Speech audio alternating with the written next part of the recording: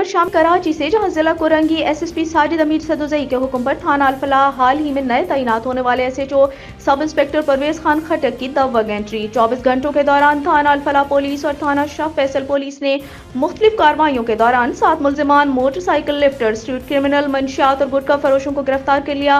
मजीद तफसीलात जानते हैं कोरंगी से हमारे ब्यूरो चीफ जावेद महमूद आराइन से।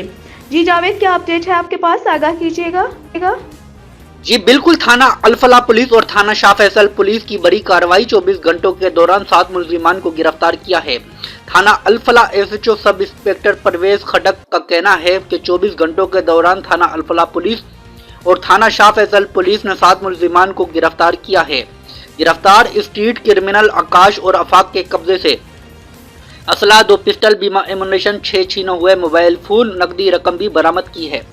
गिरफ्तार गुटखा फरोश मुल्जिम तौसीफ और नोमान और उज़ैफा के कब्जे से 10 किलो से जायद मुदर्रिसियत गुटखा मावा बरामद किया है।